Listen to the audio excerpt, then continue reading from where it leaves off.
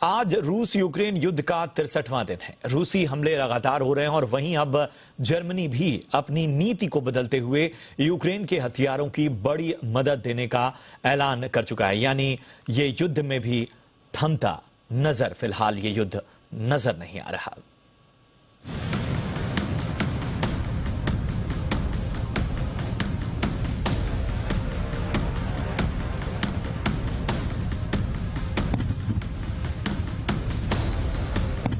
रूस यूक्रेन युद्ध के 2 महीने हो चुके हैं। युद्ध थमने के बजाय और खतरनाक रूप लेता जा रहा है। अभी तक यूक्रेन को सैन्य मदद देने से बच रहा जर्मनी अब यूक्रेन को 50 एंटी एयरक्राफ्ट गेपर्ड टैंक सप्लाई करेगा। लंबे समय से जर्मनी की रणनीति रही है कि वो किसी युद्ध क्षेत्र में भारी सैन्य हथियार नहीं भेजेगा, लेकिन अब उसने ये नीति बदल दी है। इससे पहले लगातार ज़ेलेंस्की सैन्य मदद नहीं करने के लिए जर्मनी की आलोचना करते रहे हैं। टैंकों को तकनीकी तौर पर और अपग्रेड करके यूक्रेन भेजा जाएगा।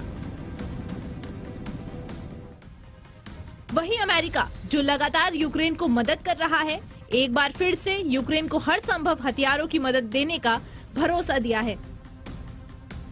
We spent a great deal of time with President Zelensky, the chief of his military, their defense secretary, going through what it is they believe they need to effectively prosecute the battle going forward. Secretary Austin is in Germany today with representatives from, I think, close to 40 countries, focused on making sure that we are either delivering ourselves or finding the countries to deliver what it is the Ukrainians need. And I can just say broadly, and we can go in more detail in a different setting, I think we're largely aligned in what they say they need and what we think we're able to provide.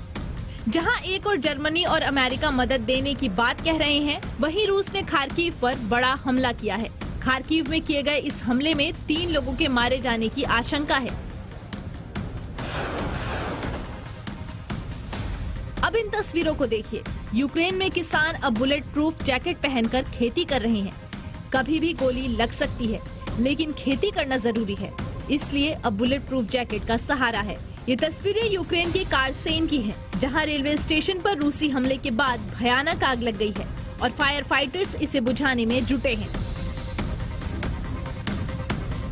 युद्ध के बीच इस युद्ध को रोकने के लिए UN महासचिव Antonio Guterres ने पुतिन से रूस में मुलाकात की। हालांकि अभी तक इस मामले में कोई ठोस बढ़त नहीं हुई है, यानी फिलहाल ये युद्ध तो लगता है चलता ही रहेगा। खार्किव से शिवांगी ठाकुर के साथ ब्यूरो रिपोर्ट, जी मीडिया।